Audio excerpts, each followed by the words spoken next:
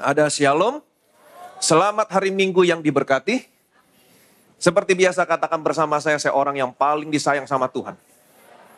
Saya orang yang dibenarkan karena iman dalam Kristus Yesus.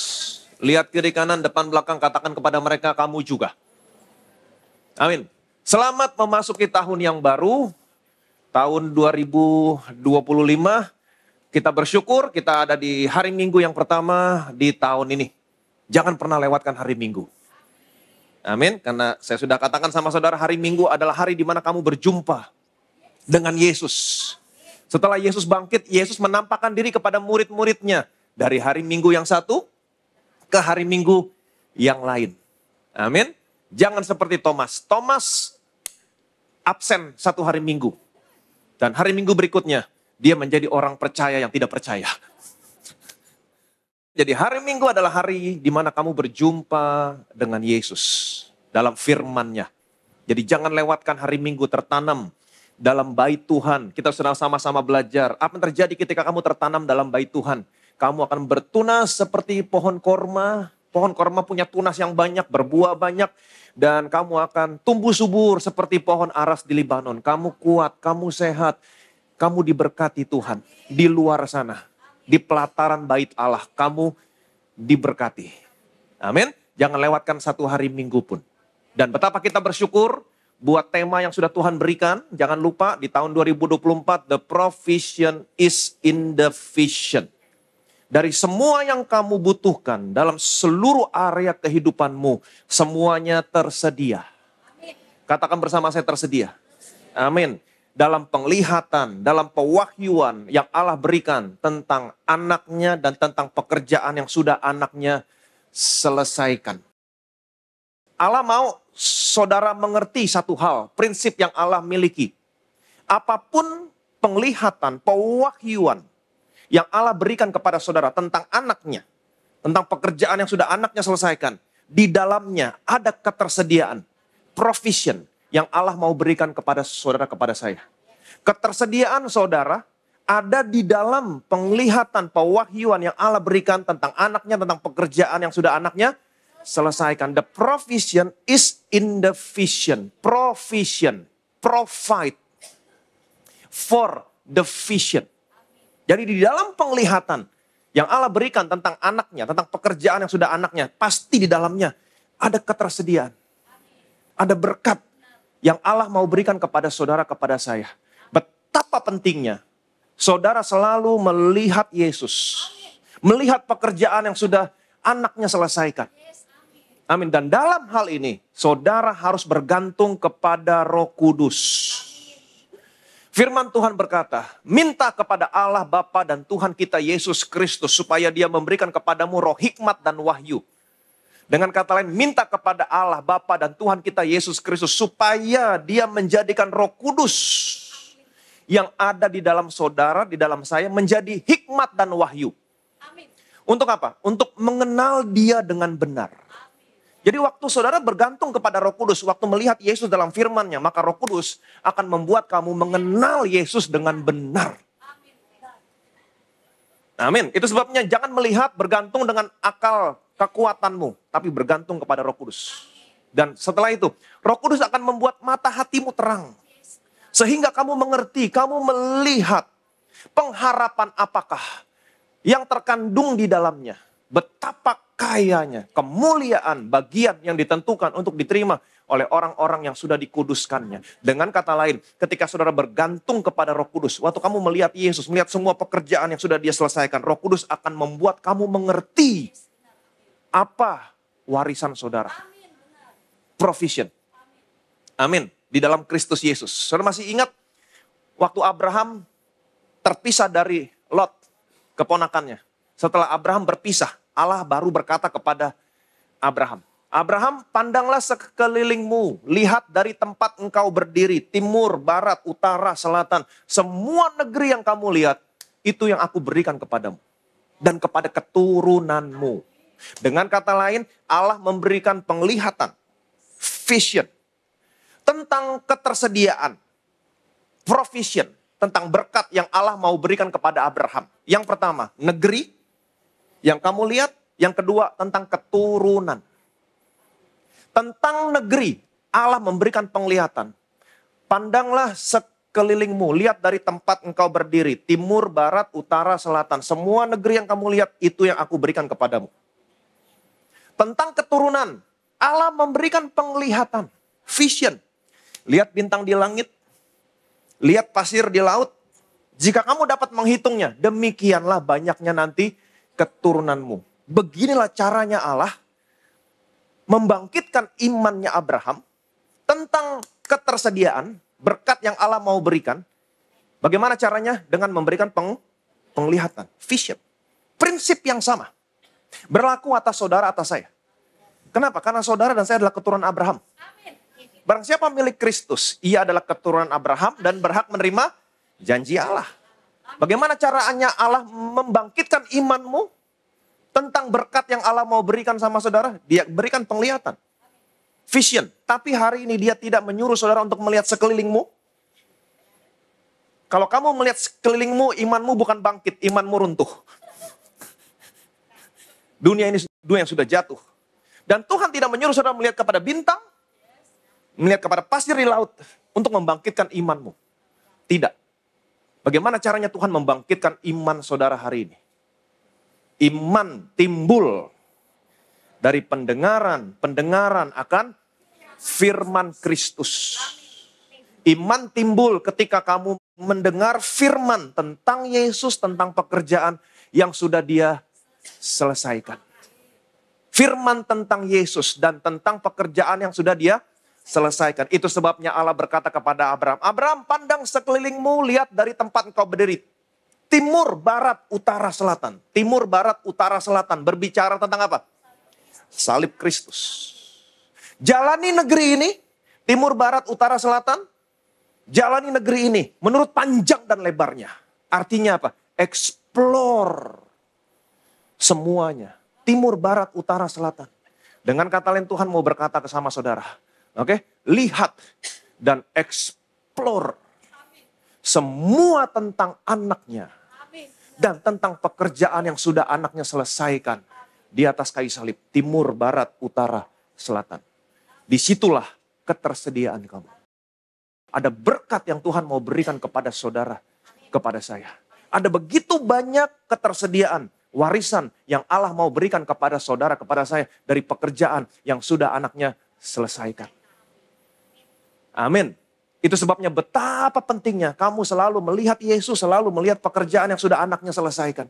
Karena itulah ketersediaan saudara. Amin. Amin. Cara kamu memandang Yesus. Semakin kamu memandang Yesus, melihat pekerjaan yang sudah Dia selesaikan, semakin banyak yang bisa kamu terima. Cara kamu melihat, cara kamu memandang Yesus dan semua pekerjaan akan menentukan seberapa banyak yang bisa kamu terima. Amin. Dan puji Tuhan ada begitu banyak kesaksian kita dengar sepanjang tahun 2024 ini.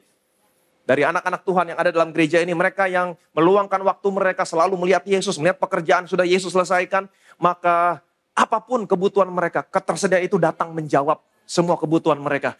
The provision is in the vision digenapi dalam hidup mereka. Dan nama Tuhan yang dipermuliakan. Dan hari ini, tahun 2024 sudah kita lalui. Kita sudah masuk di tahun yang baru, tapi bukan berarti 2024 the provision is in the vision berakhir. Tidak, no. Akan terus berjalan. Amin. Selalu lihat Yesus. Selalu lihat pekerjaan yang sudah Dia selesaikan. Apapun kebutuhan saudara, maka ketersediaan itu akan datang menjawab semua kebutuhanmu. Dan hari ini puji Tuhan kita sudah ada di tahun 2025. Saudara semangat ada di tahun ini? Amin. Tuhan sudah berikan kekuatan sama saudara. Sebelum kita masuk di tahun 2025. Ingat baik-baik Natal yang kita rayakan. Selalu memberikan kekuatan sebelum kita masuk di tahun yang baru. Tahun 2024, apa tema Natal kita? God is for us. Allah di pihak kita. Apa buktinya Allah di pihak saudara, di pihak saya? Ia yang tidak menyayangkan anaknya sendiri, tapi yang menyerahkannya bagi kita semua. Ini Natal. Allah tidak menyayangkan anaknya, tetapi menyerahkannya bagi kita semua. Waktu Allah tidak menyayangkan anaknya, memberikan kepada kita semua, itu adalah bukti Allah di pihak kita. Kalau kita tahu Allah di pihak kita, kita bisa tenang. Kita bisa rest. Amin. Allah di pihak kita, artinya kita diproteksi Tuhan. Tuhan akan memproteksi saudara. Allah di pihak kita, artinya Tuhan akan mengasihi kamu. Amin. Allah di pihak kita, artinya Tuhan akan memelihara saudara. Lebih daripada apa yang saudara bisa bayangkan. Jadi waktu kita tahu Tuhan di pihak kita, apapun yang terjadi, Tuhan di pihak saya. Kita bisa tenang, kita bisa rest. Rest adalah posisi sebelum saudara menerima hal-hal yang baik dari Tuhan. Amin. Rest adalah posisi sebelum kita menerima berkat. Saya sudah beritahukan sama saudara analoginya. Waktu Tuhan kasih makan 5.000 orang. Apa yang Tuhan katakan kepada murid-muridnya? Suruh mereka duduk. Suruh mereka duduk. Kalau saudara baca ayat-ayat sebelumnya, hari menjelang malam. Kata Alkitab, hari menjelang malam. Dan murid-muridnya berkata kepada Yesus, kita harus suruh mereka pulang karena hari mulai gelap. Kata Yesus, no. Kita harus kasih mereka makan. Tapi murid-muridnya berkata, di mana kita bisa cari makanan untuk sebanyak ini? Di mana? Hari sudah mulai gelap. Orang-orang butuh makanan. Tidak ada makanan. Ini berbicara tentang akhir zaman. Dunia semakin lama semakin gelap. Orang akan kesulitan akan makanan. Tapi Tuhan bilang begini, suruh mereka duduk. Dia adalah gembalamu. Kamu adalah domba-dombanya. Orang dunia boleh kelaparan, tapi Tuhan akan pelihara saudara dengan sempurna. Duduk. Tuhan tidak bisa memelihara saudara. Tuhan tidak bisa menyediakan. Tuhan tidak bisa merawat kamu. Tuhan tidak bisa menyediakan makanan buat kamu. Kalau kamu berlari ke sana ke sini, kamu harus duduk, rest. Kamu akan melihat bagaimana Tuhan memelihara kamu lebih daripada apa yang kamu bisa bayangkan. Mazmur 91, berkat tentang perlindungan. Saudara bisa baca semua, itu bagian saudara tentang berkat yang Tuhan mau berikan. Tentang perlindungan, tapi kalimat yang pertama, orang yang duduk. Orang yang duduk. Kamu harus duduk, kamu harus tenang. Sebelum kamu melihat, bukan kamu yang berperang, Tuhan yang berperang. Waktu kamu duduk, kamu akan melihat Tuhan akan menyelamatkan kamu dari semua yang jahat. Itu sebabnya kamu harus tahu posisi kamu. Saya sudah kasih tahu posisi saudara. Hari ini saudara dan saya yang percaya sama Yesus, Allah menempatkan saudara di dalam Yesus. Kita ada di dalam Yesus. Artinya apa? Kita akan menerima bagian yang sama dari kematian Yesus, dari kebangkitan Yesus. Tidak sampai di sini. Allah mendudukkan Yesus di sebelah kanan. Amin. Di surga. Dan Alkitab berkata, dalam Kristus ia membangkitkan kita juga dan mendudukkan kita bersama-sama dengan dia. Di mana? Di sebelah kanan. Jadi hari ini saudara dan saya, ini posisi kita. Kita sedang duduk di sebelah kanan Allah bersama-sama dengan Yesus. Tempat apa sebelah kanan? Tempat yang jauh lebih tinggi dari pemerintah, penguasa, kekuasaan, dari setiap nama yang dapat disebut. Tempat di mana semua musuh-musuh ada di bawah telapak kakimu. Kamu ada di sana. Rest. Apapun yang terjadi, ingat posisimu. Dengar laporan yang buruk dari dokter, ingat posisimu. Saya ada di tempat yang jauh lebih tinggi dari pemerintah, penguasa, dari setiap nama yang dapat disebut. Dokter menyebut nama penyakit saya, apa tadi saya lupa, tapi semua nama penyakit ada di bawah telapak kaki saya. Kamu rest. Amin. Kamu rest ada di sana. Kamu akan melihat, bukan kamu yang berperang, Tuhan yang berperang. Kamu akan melihat, Tuhan akan menyelamatkan kamu dari semua yang jahat. Dan posisi yang terakhir yang kita pelajari di hari terakhir di tahun 2024, masih ingat bagaimana posisi sebelum kamu menerima berkat? Alkitab berkata, sebab tanpa iman tidak mungkin orang berkenan di hadapan Allah. Hanya dengan iman. Kamu harus hidup, belajar, berjalan dengan iman. Apa itu iman? Miliki pikiran dan pandangan yang baik tentang Allah. Apapun yang terjadi, selalu miliki pikiran yang baik dan pandangan yang baik tentang Allah. Amin. Dan saya percaya tahun 2025 akan menjadi tahun.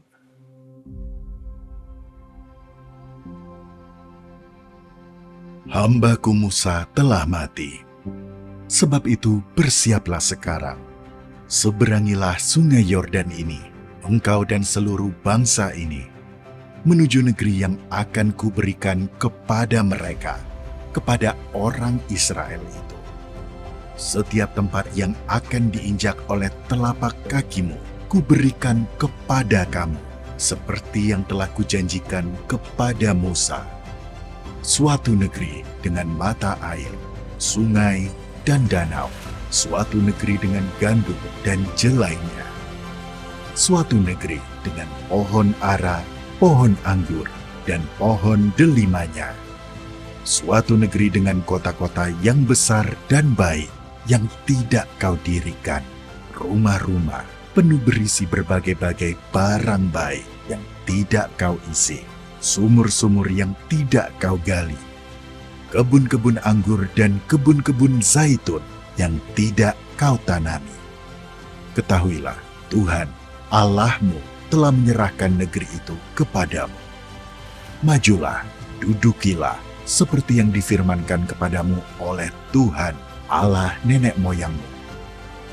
Janganlah takut dan janganlah patah hati. Miliki apa yang menjadi milikmu. Possessing your possession. 2025 possessing your possession. Miliki apa yang menjadi milikmu. Dari semua pekerjaan yang sudah anaknya selesaikan.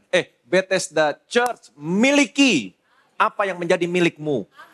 Jangan sebagian, semua. Bilang sama kiri kanan, miliki apa yang menjadi milikmu. Dari semua pekerjaan yang sudah Tuhan selesaikan. Amin. Saudara siap memiliki apa yang menjadi milikmu? Dari semua pekerjaan yang sudah dia selesaikan, jangan sebagian, semua. Ada begitu banyak warisan yang Tuhan mau berikan kepada saudara, kepada saya sebagai milik yang harus kita miliki dari pekerjaan yang sudah dia selesaikan. Nah, sebelum kita sama-sama belajar bagaimana memiliki apa yang menjadi milik kita dari pekerjaan yang sudah dia selesaikan, saya mau mengajak saudara untuk mengingat kembali. Nggak ada salahnya mengingat. Dan di sini ada banyak jemaat yang baru. Dan saya nggak yakin saudara masih mengingat apa yang kita pelajari 1 tahun yang lalu. Perlu diingatkan, perlu refresh lagi. Kita akan sama-sama belajar bagaimana caranya memiliki apa yang menjadi milik kita. Kita akan lihat prinsipnya karena ini memiliki prinsip yang sama. Ini dasarnya. Sebelum kamu tahu bagaimana caranya memiliki apa yang menjadi milik kita dari semua pekerjaan yang sudah anaknya selesaikan. Kita lihat firman Tuhan dari Obadya pasal 1 ayat 17. Tetapi di Gunung Sion akan ada orang-orang yang terluput, dan gunung itu akan menjadi tempat kudus, dan kaum keturunan Yakub akan memiliki pula tanah miliknya. Tetapi di Gunung Sion akan ada orang-orang yang terluput. Gunung Sion berbicara tentang kasih karunia. Di gunung yang lain, Gunung Sinai. Gunung Sinai berbicara tentang hukum Taurat. Jadi Gunung Sion berbicara tentang kasih karunia. Di Gunung Sion akan ada orang-orang yang terluput. Ini berbicara tentang orang-orang yang hidup di bawah kasih karunia. Mereka sudah diluputkan dari maut. Mereka sudah diluputkan dari penghukuman. Tidak lagi ada penghukuman. Amin. Tidak lagi ada murka Tuhan.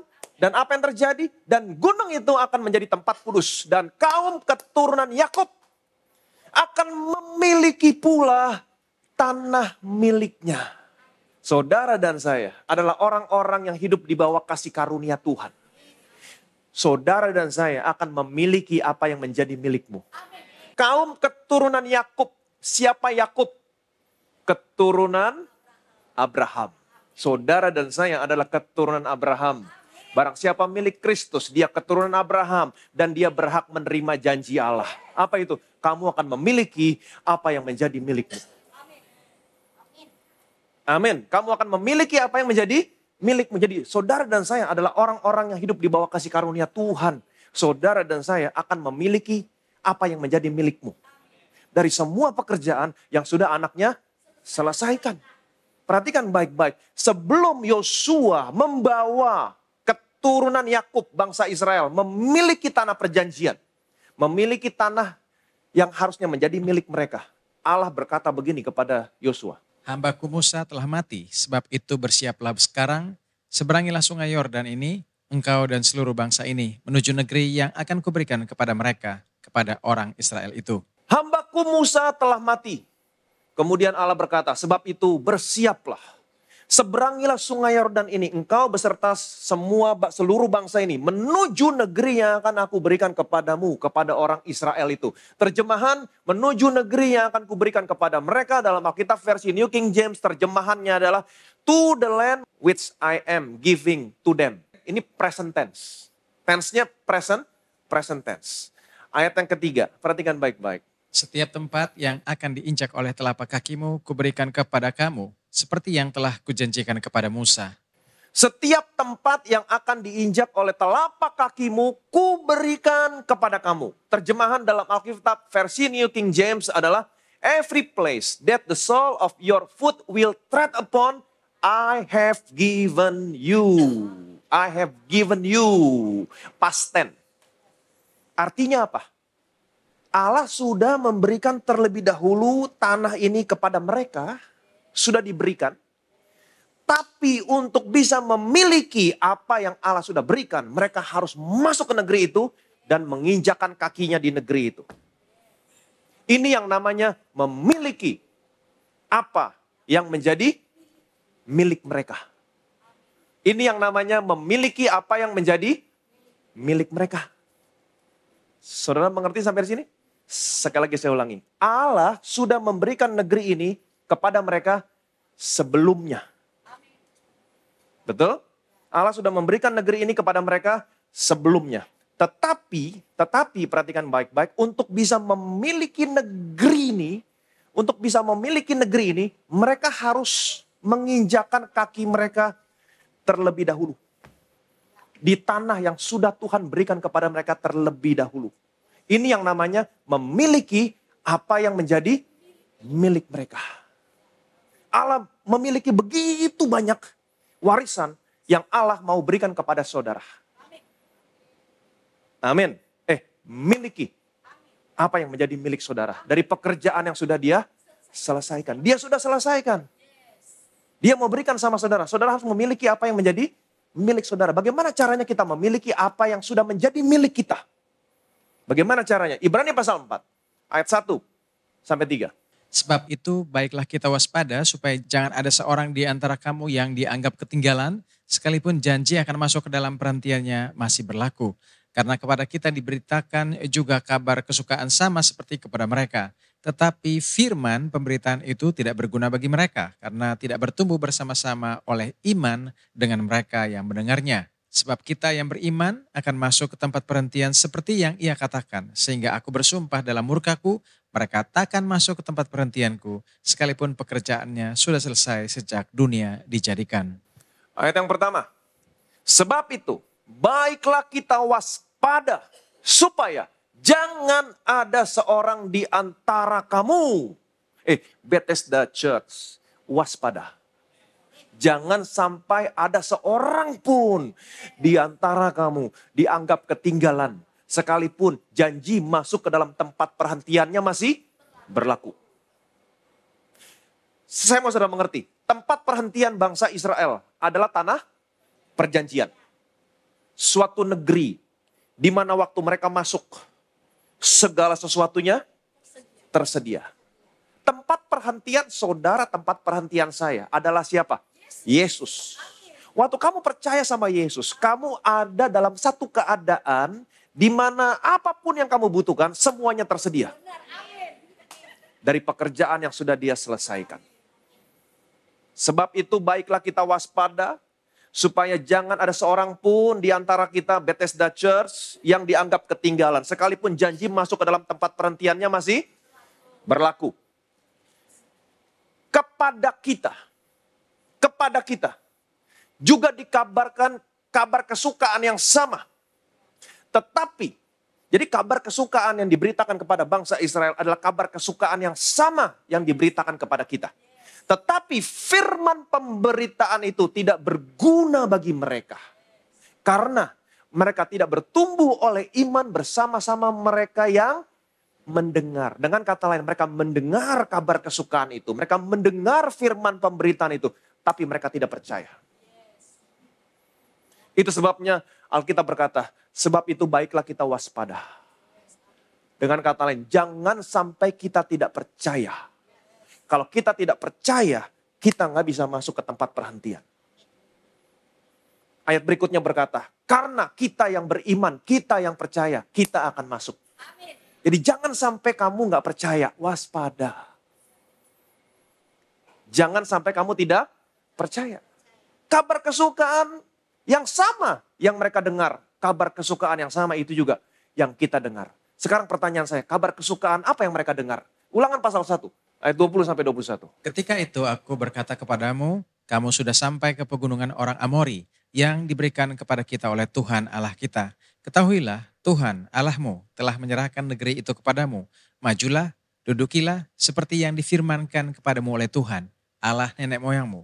Janganlah takut dan janganlah patah hati. Kembali ke zaman Musa, pada waktu Musa mau membawa bangsa ini masuk ke tanah perjanjian. Pada saat itu mereka sudah tiba di Kades Barnea. Apa itu Kades Barnea? Kades Barnea adalah perbatasan. Daerah perbatasan antara padang gurun dengan tanah perjanjian. Sedikit lagi mereka masuk ke tanah perjanjian. Saya mau saudara mengerti, Tuhan, saudara Tuhan saya adalah Tuhan yang baik. Dia mau saudara tidak butuh waktu yang lama untuk masuk ke tanah perjanjian. Tetapi apa yang terjadi? Waktu mereka tiba di Kades Barnea, daerah perbatasan. Sedikit lagi mereka mau masuk ke tanah perjanjian. Musa berkata kepada mereka, kita telah tiba di daerah pegunungan orang Amori yang telah Tuhan berikan kepadamu. Kemudian Musa berkata, ketahuilah Tuhan Allahmu telah menyerahkan negeri ini. Ingat, Tuhan sudah memberikan negeri ini sebelumnya kepada mereka. Amin. Tetapi Musa berkata, majulah untuk bisa memiliki apa yang menjadi milikmu. Majulah, dudukilah, miliki apa yang menjadi milikmu. Miliki apa yang menjadi milikmu. Amin. Sebelumnya mereka mendengar kabar kesukaan tentang negeri ini. Apa yang mereka dengar? Suatu negeri dengan sungai, dengan mata air, dengan danau. Suatu negeri dengan gandum dan jelainya. Suatu negeri dengan pohon ara, pohon anggur, pohon delima. Suatu negeri di mana kamu masuk, kamu makan gak usah berhemat. Amin. Batunya mengandung besi, gunungnya kau gali mengandung tembaga. Suatu negeri dengan kota-kota yang besar, yang baik, yang tidak pernah kamu bangun. Suatu negeri dengan rumah-rumah yang penuh dengan isi, yang tidak pernah kamu isi. Kamu masuk fully furnished semuanya. Amin. Suatu negeri di mana kamu minum dari sumur, sumurnya tidak pernah kamu gali. Sudah tersedia sumurnya. Suatu negeri di mana ada kebun anggur, kebun zaitun yang tidak pernah kamu tanam pohonnya. Kamu masuk, semuanya tersedia. Ini kabar kesukaan yang mereka dengar. Tapi apa yang terjadi? Firman pemberitaan itu tidak berguna bagi mereka. Karena mereka tidak percaya. Apa yang mereka lakukan? Mereka kirim 12 pengintai. Untuk mengintai negeri ini. 40 hari, 40 malam mereka mengintai negeri ini. Dan ketika setelah 40 hari, 40 malam mereka kembali. Mereka membawa kabar kepada Musa, kepada bangsa Israel. Dan mereka berkata begini kepada Musa. Kami telah masuk ke negeri yang engkau suruh kami intai. Memang negeri ini berlimpah susu madu. Ini hasilnya. Mereka bawa hasilnya loh. Ini hasilnya. Mereka tunjukin hasilnya. Tapi yang membuat saya bingung, kenapa mereka lebih mau berbicara tentang musuh daripada hasil. Dan mereka berkata, hanya, ingat minggu yang lalu, hanya berbicara tentang ketidakpercayaan. Pikiran dan pandangan yang buruk tentang Tuhan. Hanya bangsa yang diam dalam negeri itu kuat-kuat. Kotanya berkubu, bentengnya besar, ada orang enak di sana. Keturunan raksasa. Kita seperti belalang, mereka seperti raksasa. Kita nggak mungkin bisa masuk ke negeri itu. Kita tidak mungkin bisa mengalahkan mereka. Yang sebaliknya, mereka akan menelan kita habis. Kita nggak mungkin bisa mengalahkan mereka. Mereka memiliki pandangan yang buruk. Mereka lebih suka berbicara tentang musuh daripada hasil yang mereka bawa. Apa yang terjadi? Ini cilakanya, seluruh bangsa Israel lebih percaya kepada kabar busuk yang diberitakan oleh 10 pengintai. Dan semuanya menangis, semuanya meraung. Semuanya komplain sama Tuhan. Kenapa Tuhan membawa kita masuk ke negeri ini? Supaya kita ditumpas dengan pedang, supaya istri, anak kita menjadi tawanan. Tentulah Tuhan membenci kita. Itu sebabnya dia membawa kita keluar dari Mesir, supaya kita ditumpas oleh orang Amori. Bukankah lebih baik kita kembali ke Mesir? Mereka punya pikiran yang jahat tentang Tuhan. Mereka punya pikiran yang buruk tentang Tuhan. Tuhan adalah Tuhan yang baik, tapi mereka punya pikiran yang buruk tentang Tuhan. Mereka tidak percaya. Mereka mendengar kabar kesukaan, tapi mereka tidak percaya. Apa yang terjadi? Firman Tuhan berkata, dalam murka Tuhan bersumpah. Kita sudah lihat ayatnya minggu lalu, dalam murka Tuhan bersumpah. Tentulah orang yang menista aku, orang yang menghina aku, orang yang tidak mau percaya kepadaku, orang yang tidak mau percaya kepada pemberitaan, kabar kesukaan, tentulah mereka tidak melihat tanah itu. Dengan kata lain, mereka yang tidak percaya, mereka tidak memiliki apa yang menjadi milik mereka. Satu generasi, semua orang yang tidak percaya, mereka tidak melihat tanah perjanjian. Mereka tidak memiliki apa yang menjadi milik mereka. Mereka hidup di padang gurun, muter-muter. Sampai habis satu generasi yang tidak percaya selama 38 tahun. Hanya Yosua dan Kaleb yang masuk ke tanah itu. Kenapa? Karena mereka percaya. Karena mereka percaya. Jadi perhatikan baik-baik. Bangsa Israel tidak bisa masuk ke tanah perjanjian. Mereka tidak memiliki apa yang menjadi milik mereka. Apa yang menyebabkan? Karena ketidakpercayaan. Ketidakpercayaan yang membuat mereka tidak dapat masuk. Ketidakpercayaan yang membuat mereka tidak memiliki apa yang menjadi milik mereka. Yang kedua, perhatikan baik-baik. Sebelum Yosua membawa bangsa ini masuk. Sebelum Musa mati, masih ada Musa. Kan tadi dikatakan hambaku Musa telah mati, sebab itu bersiaplah. Tapi sebelum Yosua membawa masuk, sebelum Musa mati, masih ada Musa. Ada satu kejadian yang menarik. Kita lihat, perhatikan baik-baik. Adapun Bani Ruben dan Bani Gad ternaknya banyak, bahkan sangat banyak sekali. Ketika mereka melihat tanah Yaeser dan tanah Gilead, tampaklah tempat itu tempat yang baik untuk peternakan. Ada dua suku di sini bangsa Israel. Yang pertama suku Ruben, yang kedua suku apa? Gad. Mereka adalah dua suku yang memiliki begitu banyak ternak. Bahkan banyak sekali kata Alkitab. Waktu mereka melihat daerah Yaeser dan Gilead baik untuk peternakan, apa yang mereka lakukan? Mereka datang kepada Musa. Saya mau saudara mengerti, semuanya ini terjadi sebelum mereka masuk ke tanah perjanjian. Mereka datang sama Musa. Apa yang mereka katakan sama Musa? Ayat kedua sampai ayat kelima. Lalu datanglah Bani Gad dan Bani Ruben dan berkata kepada Musa, Imam Eliezer dan para pemimpin umat itu, Atarot, Dibon, Yaeser, Nimrah, Hashbon, Eleale, Sebam, Nebo, dan Beon, negeri yang telah dikelakkan oleh Tuhan untuk umat Israel, itulah suatu negeri yang baik untuk peternakan dan hamba-hambamu ini memang ada ternaknya. Lagi kata mereka, jika kami mendapat kasih-Mu, biarlah negeri itu diberikan kepada hamba-hambamu ini sebagai milik. Janganlah kami harus pindah ke seberang sungai Yordan. Mereka datang sama Musa, suku Ruben, suku Gad. Mereka punya banyak ternak, bahkan banyak sekali. Waktu mereka melihat daerah Yaeser dan Gilead baik untuk peternakan, mereka datang sama Musa dan mereka berkata begini, negeri yang dikalahkan Tuhan, yaitu tanah perjanjian, adalah negeri yang baik untuk peternakan. Dan hamba-hambamu ini banyak sekali ternaknya. Tapi, jika kami mendapat kasih-Mu, biarlah kami tinggal di tanah ini, Yaeser dan Gilead. Tidak perlu kami harus pindah ke seberang sungai Yordan, tanah perjanjian. Biarlah kami tinggal di sini. Biarlah kami memiliki Yaeser dan Gilead. Tidak perlu kami memiliki milik pusaka kami di tanah perjanjian. Jadi mereka tidak mau mewarisi apa yang menjadi milik mereka di tanah perjanjian. Mereka tidak mau memiliki apa yang menjadi milik mereka di dalam tanah perjanjian. Mereka mau mewarisi tanah di luar tanah perjanjian. Mereka mau memiliki apa yang seharusnya bukan menjadi milik mereka. Selanjutnya ayat 16 dan 19. Tetapi mendekatlah mereka kepadanya serta berkata, kami hendak mendirikan kandang-kandang kambing domba di sini untuk ternak kami dan kota-kota untuk anak-anak kami. Sebab kami tidak mau menerima milik pusaka di seberang sungai Yordan sana. Dan seterusnya, apabila kami mendapat milik pusaka di seberang sungai Yordan sini, di sebelah timur. Mereka berkata kepada Musa, kalau kami mendapat milik pusaka tanah kami di Yaeser dan Gilead di sini, maka kami tidak perlu memiliki milik pusaka di seberang sungai Yordan di sana, di tanah perjanjian.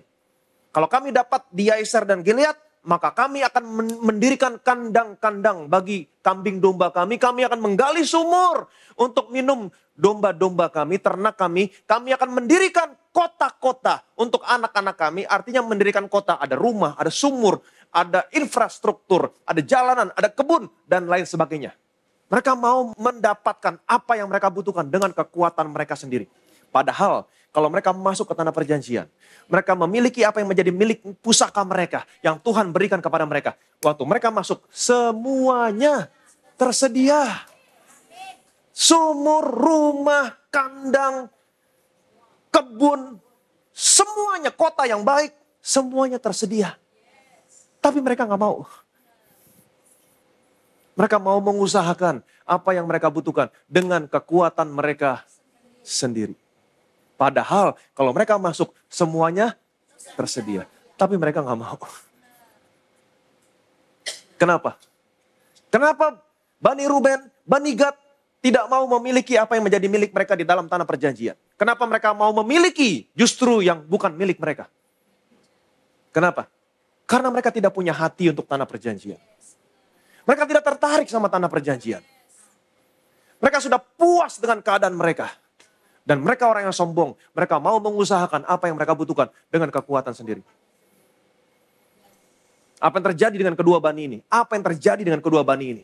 Ingat, mereka tinggal di luar tanah perjanjian. Mereka menjadi sama dengan orang dunia. Mereka tinggal bersama-sama dengan orang dunia. Mereka menjadi sama dengan orang dunia. Apa yang terjadi dengan kedua bani ini? Tidak ada satupun nabi dari orang Israel yang berasal dari kedua bani ini. Tidak ada. Tidak ada satupun pahlawan atau orang terkenal yang berasal dari dua bani ini. Nggak ada. Mereka menjadi sama seperti orang dunia. Dan ingat, mereka tinggal di luar tanah perjanjian. Waktu musuh menyerang mereka dahulu. Untuk menyerang bani yang lain, musuh harus menyeberangi sungai Yordan. Nggak mudah. Mereka kehilangan bagian yang terbaik yang Tuhan sediakan buat mereka. Mereka kehilangan. Mereka tidak bisa memiliki apa yang menjadi milik mereka. Mereka tidak bisa memiliki tanah perjanjian. Kenapa? Tidak punya hati untuk tanah perjanjian. Tidak tertarik dengan tanah perjanjian. Apa yang menyebabkan mereka tidak punya hati, mereka tidak tertarik? Karena mereka sudah puas dengan keadaan mereka. Banyak ternak, bahkan banyak sekali. Betul? Mereka tidak tertarik. Mereka sombong. Mereka merasa saya sanggup mengusahakan apa yang saya butuhkan dengan kekuatan saya. Padahal semuanya tersedia di sana. Jauh lebih baik apa yang Tuhan sediakan daripada apa yang mereka sanggup sediakan dengan kekuatan mereka. Setelah itu apa yang terjadi? Yosua pasal 11. Demikianlah Yosua merebut seluruh negeri itu sesuai dengan segala yang difirmankan Tuhan kepada Musa. Dan Yosua pun memberikan negeri itu kepada orang Israel menjadi milik pusaka mereka menurut pembagian suku mereka. Lalu amanlah negeri itu berhenti dari berperang. Akhirnya Yosua berhasil merebut seluruh negeri itu dan Yosua membagi tanah perjanjian berdasarkan pembagian suku-suku mereka. Setelah mereka tinggal sekian lama di sana, Alkitab berkata, lalu berhentilah mereka berperang. Lalu amanlah negeri itu. Mereka tinggal di negeri itu. Setelah sekian lama mereka tinggal di negeri itu. Apa yang terjadi? Yosua 13 ayat yang pertama. Setelah Yosua menjadi tua dan lanjut umurnya, berfirmanlah Tuhan kepadanya, engkau telah tua dan lanjut umur, dan dari negeri ini masih amat banyak yang belum diduduki. Setelah sekian lama mereka tinggal di tanah perjanjian, setelah Yosua menjadi tua dan lanjut umur, Tuhan datang sama Yosua dan Tuhan menegur Yosua. Kamu telah menjadi tua dan lanjut umurmu. Tetapi Yosua, kenapa dari negeri ini masih amat banyak yang belum kamu duduki?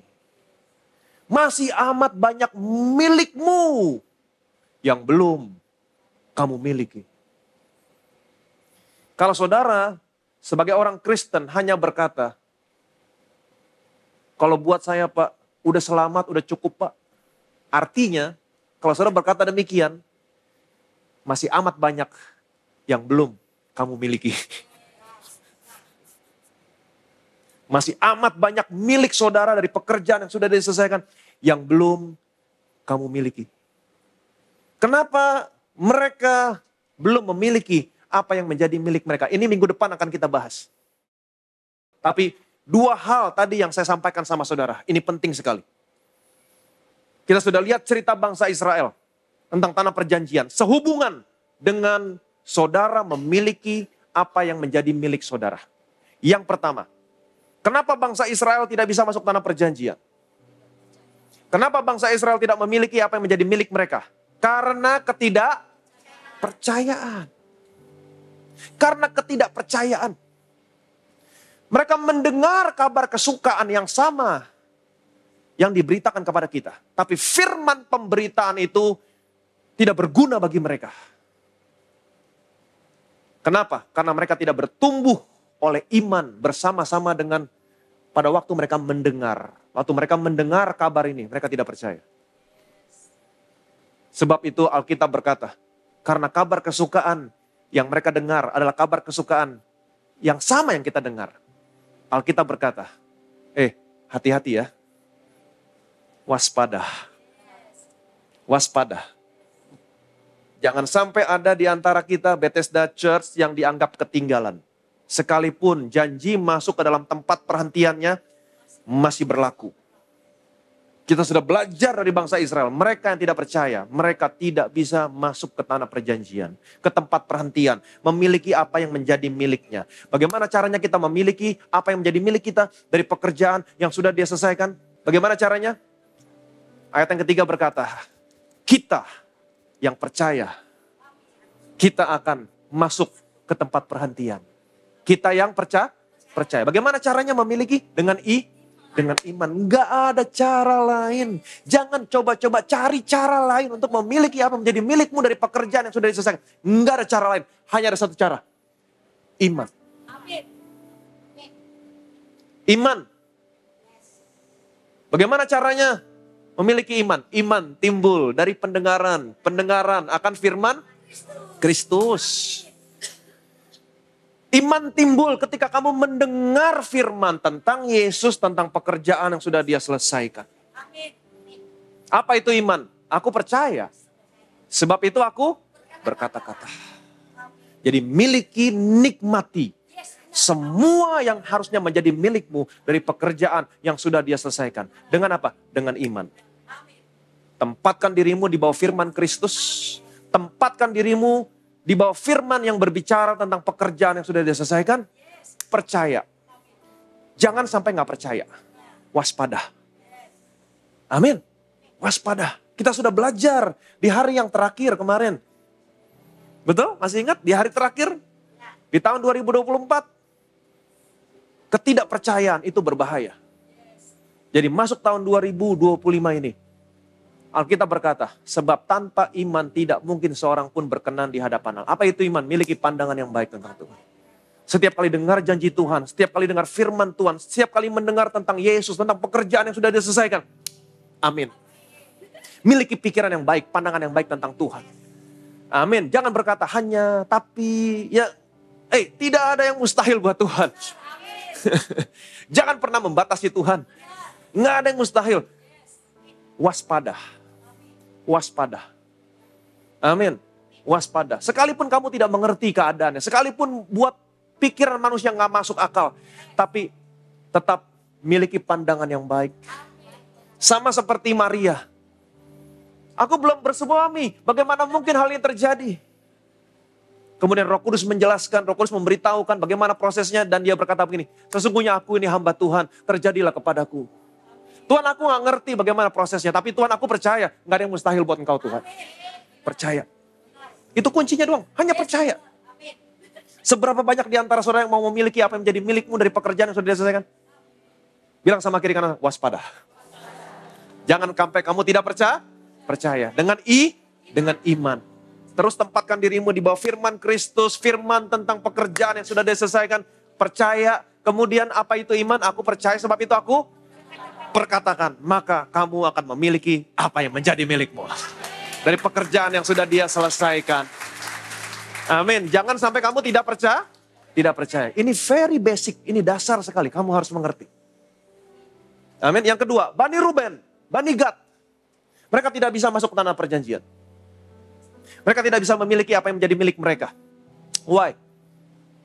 Kenapa? Mereka tidak punya hati untuk tanah perjanjian. Mereka tidak tertarik sama tanah perjanjian. Mereka tidak tertarik. Kenapa? Karena mereka orang yang sombong. Mereka merasa bisa mengusahakan apa yang mereka butuhkan dengan kekuatan mereka sendiri. Mereka tidak tertarik sama tanah perjanjian. Mereka tidak punya hati untuk tanah perjanjian. Dan banyak orang Kristen yang tidak punya hati tentang apa yang sudah Yesus selesaikan. Mereka tidak tertarik. Mereka sudah puas dengan keadaan mereka. Puas. Dan mereka merasa mereka bisa mengusahakan apa yang mereka butuhkan dengan kekuatan mereka. Mereka tahu Tuhan menyediakan kesembuhan. Tapi waktu mereka sakit, mereka sama sekali tidak pernah datang sama Tuhan untuk memiliki apa yang menjadi milik mereka, kesembuhan. Ingat, Tuhan sudah menyediakan kesembuhan di atas kayu salib. Kita sudah sama-sama belajar kemarin Yesaya pasal 53. Dia tertikam karena pemberontakan kita. Nggak ada kata sesungguhnya di sana. Dia diremukkan karena kejahatan kita. Nggak ada kata sesungguhnya di sana. Kenapa? Semua orang Kristen tahu. Dia dihancurkan karena dosa, karena pelanggaran kita. Kata sesungguhnya muncul waktu berbicara tentang apa? Tetapi sesungguhnya penyakit kita yang ditanggung. Jangan ragu. Dia sudah menanggung penyakitmu. Tapi banyak orang Kristen waktu dia sakit, dia tidak pernah datang sama Tuhan untuk memiliki apa yang menjadi miliknya, kesembuhan. Mereka tidak pernah datang sama Tuhan, memberitakan kematian Tuhan. Melalui perjamuan kudus, memiliki apa yang menjadi milik mereka, kesembuhan. Enggak pernah. Mereka mau mengusahakan kesembuhan dengan kekuatan mereka sendiri. Enggak ada yang salah sama dokter. Enggak ada yang salah sama obat. Dokter dari Tuhan. Obat juga dari Tuhan. Amin. Tapi maksud saya adalah waktu kamu sakit, waktu orang Kristen sakit, mereka tidak pernah memprioritaskan Tuhan. Mereka tidak pernah datang memiliki apa yang menjadi milik mereka. Saya sakit, saya masih ke dokter. Saya sakit, saya masih minum obat. Tapi prioritas saya waktu saya ke dokter, saya bilang gini, Tuhan, berkati dokter yang akan saya ketemu Tuhan. Urapi bibirnya, taruh perkataanmu Tuhan dalam mulutnya. Bukan perkataan yang mematahkan semangat, tapi perkataan yang baik Tuhan. Dan urapi dokternya. Supaya dia bisa mendiagnosa saya dengan baik dan bisa membuat resep dengan baik dan tepat Tuhan. Saya pulang, saya bawa obat, saya minum obat. Iman saya tetap kepada Tuhan. Kenapa? Karena kesembuhan berasal dari Tuhan. Miliki apa yang menjadi milikmu. Amin. Tuhan bisa pakai dokter, Tuhan bisa pakai obat. Tapi waktu kamu ke dokter, kamu minum obat, imanmu tetap kepada siapa? Kepada Tuhan. Tuhan berkati obat ini Tuhan. Agar memberikan kesehatan, memberikan kekuatan. Dan aku percaya Tuhan, oleh bilur-bilurmu, semua penyakitku disembuhkan. Dan jangan lupa perjamuan kudus. Ambil bagian. Miliki apa yang menjadi milikmu. Saudara disuruh dokter makan obat 3 kali sehari, saudara nurut. Kenapa kamu gak memberikan prioritas buat Tuhan? Minimal sama. Perjamuan kudus, obat 3 kali sehari, perjamuan kudus 3 kali sehari. Amin. Miliki apa yang menjadi milik. Orang Kristen tahu Tuhan menyediakan perlindungan. Mereka hidup dalam dunia yang sudah jatuh. Dunia kejahatan bisa terjadi di mana-mana. Kita baru dengar ada virus yang baru. Tapi orang Kristen tidak pernah datang sama Tuhan untuk memiliki apa yang menjadi milik mereka, perlindungan. Waktu mereka mendengar kabar buruk, waktu mereka mendengar ancaman, mereka tidak pernah mendeklarasikan Mazmur 91. Enggak pernah. Mereka merasa hebat, mereka sudah puas dengan keadaan mereka sudah merasa punya uang, mereka merasa bisa punya beli vitamin yang mahal, mereka merasa bisa mengusahakan apa yang mereka butuhkan dengan kekuatan mereka sendiri. Mereka tidak pernah datang sama Tuhan, mendeklarasikan Mazmur 91. Saya setiap hari mendeklarasikan Mazmur 91. Waktu saya mendengar ada virus ini, ada virus itu di Cina, kemungkinan akan menjadi pandemi yang baru. No, ingat posisimu. Saya ada bersama-sama dengan Yesus di sebelah kanan, di mana semua musuh, penyakit, apapun, setiap nama yang dapat sebut nama virus apapun, semuanya ada di bawah telapak kakimu. Amin, sadari ini. Kemudian datang sama Tuhan, minta perlindungan. Miliki apa yang menjadi milikmu? Perlindungan ilahi. Amin, divine protection. Katakan Mazmur 91. Orang yang duduk dalam lindungan yang maha tinggi, bermalam dalam naungan yang maha kuasa. Tuhan, aku bersyukur, itulah saya Tuhan. Karena hari ini kau menempatkan aku di sebelah kanan bersama-sama dengan Yesus. Aku sedang duduk dalam lindungan yang maha tinggi. Aku bernaung dalam naungan yang maha kuasa. Amin. Dengan kepakmu engkau menudungi aku. Di bawah sayapmu aku berlindung. Kesetiaanmu ialah perisai dan pagar tembok. Aku gak pernah takut Tuhan terhadap kedahsyatan malam. Panah yang terbang di waktu siang. Penyakit sampar yang berjalan dalam gelap. Penyakit menular yang mengamuk di waktu petang. 1.000 orang boleh rebar di sisiku. 10.000 boleh rebar di sebelah kananku. Semuanya tidak akan pernah menimpa aku. Aku hanya menonton dan melihat pembalasan terhadap orang-orang fasik. Malapetaka tidak akan pernah mendekat kepada rumahku. Tulah tidak akan mendekat kepada kemahku. Karena engkau memerintahkan malaikat-malaikatmu, beribu-ribu malaikat yang tidak terhitung banyaknya, menjaga aku, keluargaku, anak-anakku, seisi rumahku, seluruh jemaat Bethesda, kemanapun kita melangkah. Amin. Dengan umur panjang, engkau kenyangkan aku, dan engkau senantiasa memperlihatkan keselamatan yang daripadamu. Divine protection. Dan saudara mungkin gak bisa melihat pakai mata jasmani. Tapi waktu kamu memperkatakan Mazmur 91. Kamu memiliki apa yang menjadi milikmu. Kamu gak pernah lihat kepak sayapnya menudungi kamu. Amin. Percayalah. Percayalah. Tuhan punya sesuatu yang lebih baik. Yang Tuhan mau berikan.